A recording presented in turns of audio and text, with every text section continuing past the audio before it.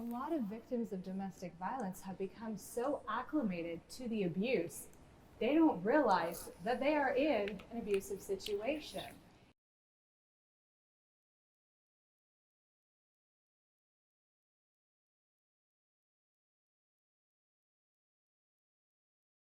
It's something that it's almost like they have to have their blinders on in order to survive. It is a survival technique to be able to live that way, to be able to cope with the kind of abuse.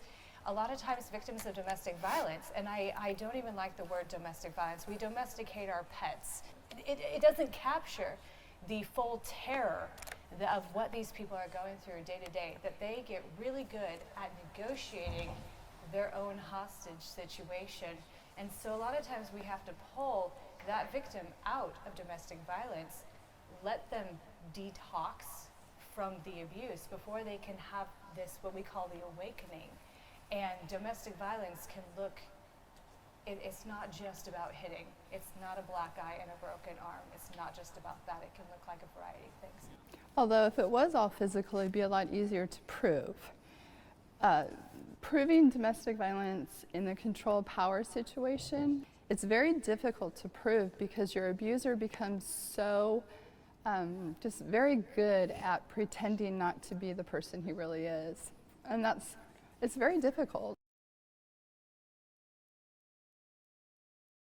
Things that are completely unfounded, completely false accusation, and we see this a lot of times with people who have restraining orders or other protective orders. That abuser cannot contact them at all, but they can call them into court and summon them to court, pro se, cross-examine that victim in a courtroom, ask them about their sex life, ask them about very personal private information, and under oath that victim has to answer.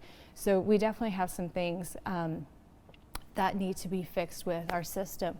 When I've gone to universities and colleges and I speak specifically about the topic that you have spoken about, we have a lot of students who are very surprised to know that when you are a victim of domestic violence, you don't get a lawyer.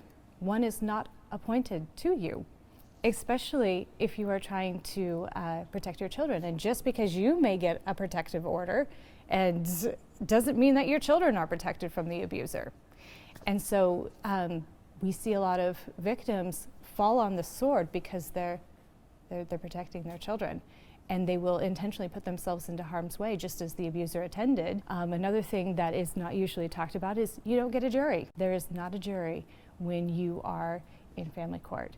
And so it's basically what that judge decides. And a lot of times, another thing people don't know is that lawyers and the like can donate to the judge's campaign funds and have these business relationships with the judges that make it so you don't have a fair trial. And victims of domestic violence are highly at a disadvantage in a courtroom because not only does she look like her finger was in a light socket and he looks like the perfect parent, but in a domestic violence relationship, who controls the money?